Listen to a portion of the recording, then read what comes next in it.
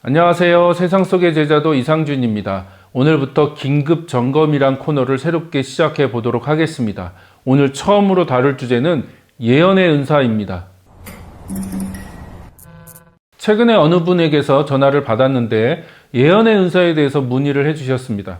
그러면서 그분이 이 주제를 유튜브에서 다뤄 주었으면 좋겠다고 요청을 하셔서 첫 주제로 예언의 은사에 대해서 다루어 보려고 합니다. 가장 먼저 역사적으로 보면 은사에 대해서 두 가지 흐름이 존재합니다. 첫째는 신약 성경에 나오는 성령의 은사가 지금도 유효하다고 믿는 사람들과, 둘째는 성경 66권이 완성되므로 성령의 은사는 더 이상 유효하지 않다고 믿는 사람들입니다. 여러분은 어떤 입장에 서 계십니까? 저의 입장을 밝히면 저는 신약 성경, 그러니까 고린도전서와 로마서에 기록된 성령의 은사들이 지금도 유효하다고 믿으며 그 은사들을 통해서 그리스도의 몸이 더욱 풍성해지고 역동적으로 이 땅에서 하나님의 왕국과 그분의 뜻을 이루어갈 수 있다고 믿습니다. 다만 오늘날 교회 공동체 안에서 성령의 은사가 너무 오염되었고 왜곡되어 있어서 새로운 정립이 절실하게 필요하다고 생각합니다. 그렇다면 예언이 무엇인지 바르게 정리할 필요가 있을 것 같습니다. 우리가 보통 예언이라고 하면 한자로 미리 예자에 말씀 원자라고 생각합니다. 그래서 사전에서 그 의미를 찾아보면 앞으로 일어날 일을 미리 알거나 짐작하여 말함이라고 되어 있습니다.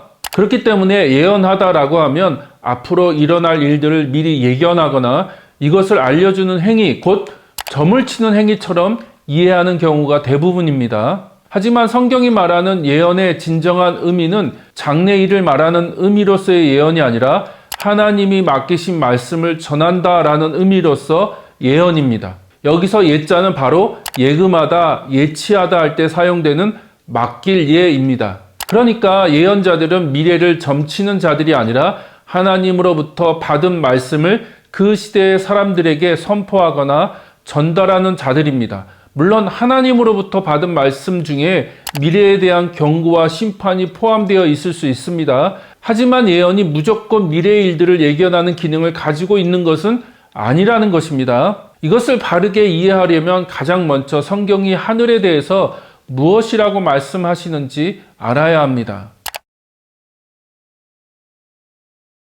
제가 앞에 영상들을 통해서 여러 번 설명을 했지만 다시 할 필요가 있을 것 같네요. 성경의 히브리인들은 하늘이 3층으로 되어 있다고 생각했습니다. 첫 번째 하늘은 히브리어로 라키아라고 하고 헬라어로 스테오마라고 하고 영어로는 스카이라고 하고 우리가 잘 아는 표현으로는 궁창이라고 합니다.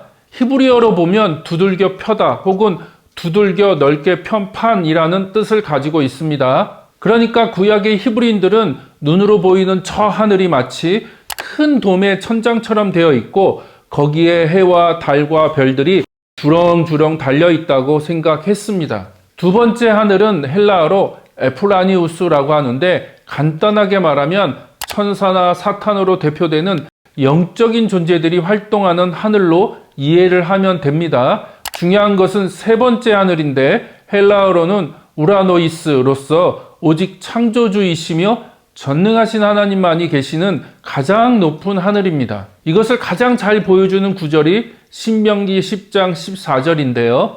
14절을 같이 읽어보겠습니다. 하늘과 하늘 위의 하늘, 땅과 땅 위의 모든 것이 다 주 당신들의 하나님의 것입니다. 여기서 가장 먼저 등장하는 하늘은 우리의 눈으로 보이는 그 하늘을 의미하고 그 다음 하늘 위의 하늘은 하나님이 계신 하늘을 의미합니다. 이것은 영어로 스카이와 헤븐으로 구분할 수 있습니다. 그래서 천국을 영어로 하면 킹덤 오브 스카이가 아니라 킹덤 오브 헤븐이라고 합니다. 그러니까 천국은 죽어서 가는 내세적인 장소를 말하는 것이 아니라 우주의 창조주이신 하나님이 온전히 통치하시는 그분의 왕국을 의미하는 것이며 그 왕국은 하늘이 아니라 이 땅에 임하고 이루어진다는 것이죠. 계속 말하는데 천국은 죽어서 가는 천당을 의미하는 것이 아니라 이 땅에 이루어져야 하는 하나님의 왕국을 의미합니다. 그와 대비되는 하늘은 하나님이 계신 곳이고 하나님만의 공간입니다. 다시 말하면 하나님이 계신 하늘은 천국도 하나님의 왕국도 아니라는 것입니다. 이해가 되시죠? 물론 예수님은 그곳을 낙원이라고 부르시고 하나님을 온전히 신뢰하고 의지하며 살았던 의인들이 죽은 후에 그곳에 있을 것이라고 말씀하셨습니다. 하지만 정확하게 그곳이 어떤 상태이며 의인들은 어떤 모습으로 존재할 것인지 구체적으로 언급하지 않으셨습니다. 우리는 보통 그곳을 천국 혹은 천당이라고 생각하고 우리가 죽어서 그곳으로 가서 영원히 그곳에서 살 것이라고 생각하지만 성경은 그렇게 말씀하지 않는다는 것이죠. 이것도 계속 말씀드리는데 하늘로 가신 예수님이 그 하늘에서부터 다시 오실 때 우리는 새로운 몸으로 부활하고 예수님이 완성하실 새하늘과 새 땅, 곧 이 땅에 이루어질 하나님의 왕국에서 영원히 살게 될 것입니다. 이것은 제가 귀에 딱지가 생기도록 이야기하고 있는데요.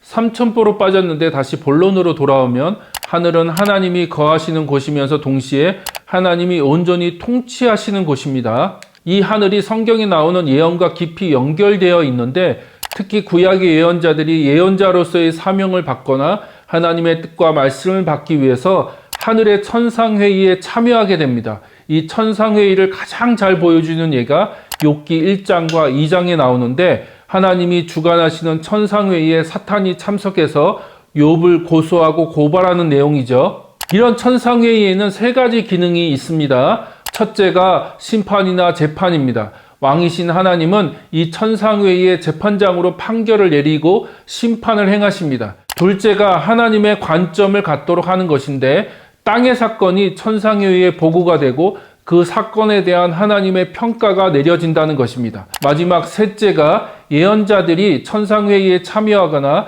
그 천상회의의 결정을 들음으로써 그 예언자들에게 권위와 그들이 전달하는 말씀의 진정성이 확보된다는 것입니다. 다시 말하면 구약 예언자들은 천상회의에 참여하여 그곳에서 듣게 된 하나님의 뜻과 말씀을 이 땅에 전하는 자들이라는 것입니다. 그렇다면 예언이란 어떤 신기가 있거나 어떤 신령한, 예를 들면 기도를 많이 하는 목사나 권사가 우리가 알 수 없는 미래에 대해서 말하는 것이 아닙니다. 특히 개인적인 일들에 대해서 일일이 이렇게 해라 저렇게 해라 말하는 것이 절대 아니라는 말이죠. 그것은 무당이나 하는 일이지 성경에 기록된 예언이 아닙니다. 성경에서의 예언은 하나님의 관점과 하나님의 뜻, 하나님이 행하고자 하시는 일들을 들은 자들이 하나님의 백성들에게 혹은 하나님이 말씀하시는 대상에게 그 들은 것을 전달하고 선포하는 것을 의미합니다. 그런데 여기서 한 가지 아주 중요한 이야기가 있습니다. 구약에서의 예언과 신약에서의 예언이 다르다는 것입니다. 구약에서는 선택받은 소수의 사람들만이 천상회의에 참석할 수 있었고 그들만이 하나님의 뜻을 알 수 있었습니다.